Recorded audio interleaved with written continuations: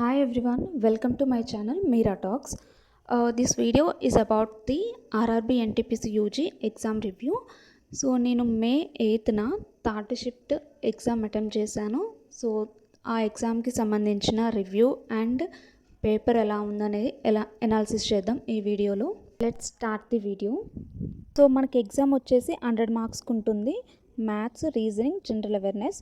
Maths 30 marks, reasoning 30 questions, general awareness వచ్చేసి 40 questions.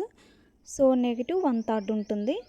So మనకి ఈ ఎగ్జామ్ నేను రాసిన షిఫ్ట్లో మ్యాథ్స్, రీజనింగ్ ఈజీ, రెండు కూడా ఈజీనే ఇచ్చాడు. మ్యాక్సిమం అందరూ 30కి ఒక 25 అయినా చేస్తారు. రీజనింగ్ అయితే 30కి 30 చేస్తారు. అండ్ జనరల్ అవేర్నెస్ వచ్చేసి మోడరేట్గా ఇచ్చాడు.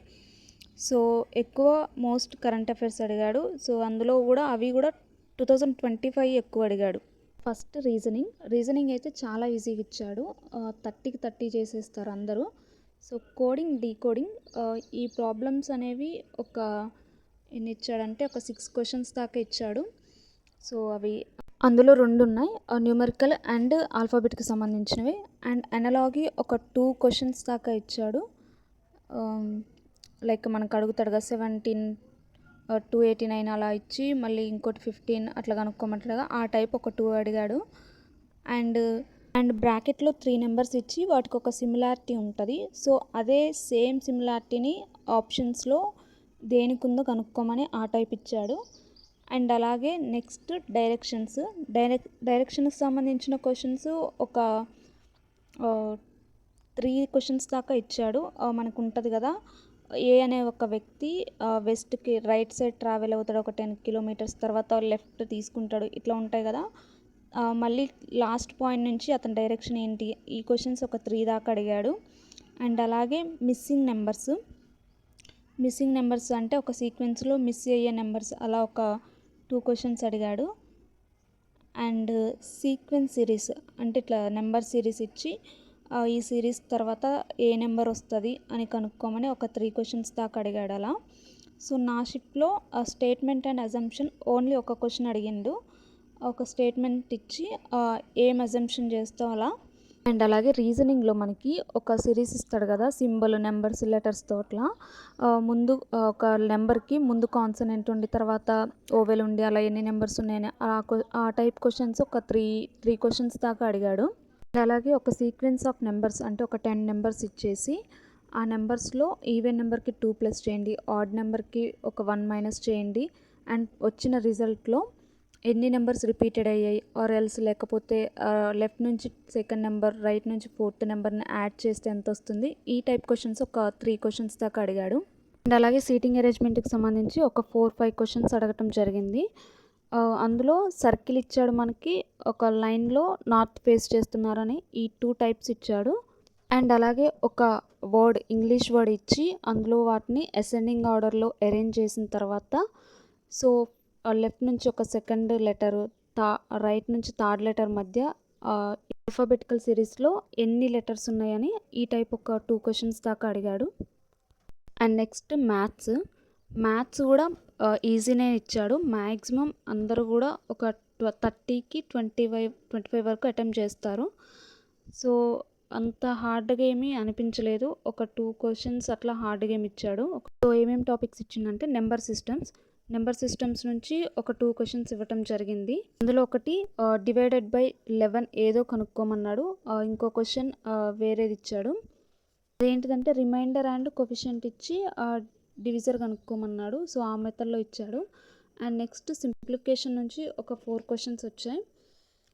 అండ్ అవి కూడా బోర్డ్ మ్యాథ్స్ రూల్ని యూజ్ చేసుకొని చేయటం. అండ్ నెక్స్ట్ ఎల్సిఎం హెచ్సిఎఫ్ నుంచి ఓన్లీ ఒక క్వశ్చన్ వచ్చింది. ఎల్సిఎం ఇచ్చి HCF కనుక్కోమన్నాడు.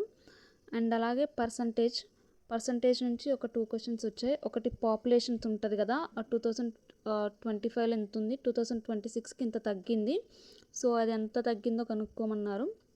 And next profit and లాస్లో మనకి ఒకటి ఉంటుంది కదా, 1/3 పార్ట్ని ఇంత ప్రాఫిట్ కమ్మాం, 2/3ని ఇంత లాస్ కమ్మాం, సో మొత్తం ప్రాఫిట్ వచ్చిందా లాస్ వచ్చిందా అని. సో ఆ మెథడ్ ఒకటి. అండ్ 6th వచ్చేసి డిస్కౌంట్ నుంచి మనకి ఒక 3 క్వశ్చన్స్ దాకా అడిగాడు. సో ఒకటి ఏంటిదంటే 3 టైప్స్ ఆఫ్ డిస్కౌంట్స్ ఇచ్చి ఇందులో ఏది లీస్ట్ డిస్కౌంట్ అని అది ఇచ్చాడు. అదొక టైం ఎక్కువ తీసుకుంది ఆ ప్రాబ్లం. అండ్ అలాగే నార్మల్ డిస్కౌంట్ కనుక్కోవటం ఇచ్చిండు.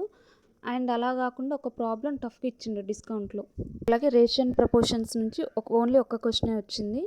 అండ్ పార్ట్నర్షిప్ నుంచి అయితే ఒక 2 క్వశ్చన్స్ అడిగాడు.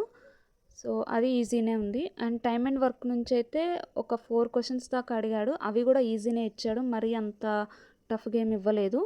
పైప్స్ నుంచి ఒక క్వశ్చన్ అడిగాడు, అది కూడా ఈజీనే. అండ్ ఎస్ఐ అండ్ సిఏ అంటే కాంపౌండ్ ఇంట్రెస్ట్, సింపుల్ ఇంట్రెస్ట్ నుంచి ఒక 4 క్వశ్చన్స్ దాకా అడిగాడు, అవి కూడా సింపుల్గానే ఉన్నాయి. అండ్ ఏజెస్ నుంచి ఒక 2 questions, and speed and distance నుంచి ఒక 2 క్వశ్చన్స్.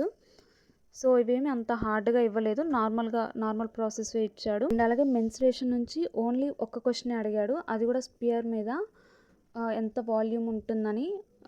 అండ్ అలాగే ట్రిగ్నోమెట్రీ నుంచి ఏం క్వశ్చన్స్ అడగలేదు. అండ్ అలాగే మీన్, మీడియన్ ఈ టైపు ఒక 2 క్వశ్చన్స్ అడిగాడు. అండ్ ఇంతే, మ్యాథ్స్ ఇంతే. నెక్స్ట్ జీకే వచ్చేసి ఒక 7 to 8 క్వశ్చన్స్ కరెంట్ అఫైర్స్ అడిగాడు, అవి కూడా 2025 అడిగాడు.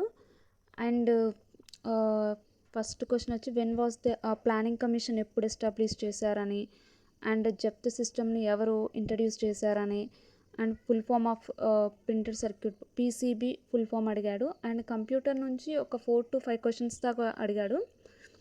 అండ్ అమెండ్మెంట్స్ ఒక 2 అడిగాడు, 42 ఒకటి, 44. అది సోషలిస్ట్ అనే వర్డ్ని ఏ అమెండ్మెంట్ ద్వారా యాడ్ చేశారని. అండ్ అలాగే 44 ఏమో రైట్ టు ప్రాపర్టీ అది అడిగాడు. అండ్ హంపి అనేది ఎవరి కింగ్డమ్ యొక్క క్యాపిటల్ అని ఈ క్వశ్చన్ అడిగాడు. అలాగే విడో మ్యారేజ్ అసోసియేషన్ని ఎవరు ఫౌండ్ చేశారని అడిగాడు. And fundamental unit of nature ఏంటిదని అడిగాడు, ఎకోసిస్టమ్.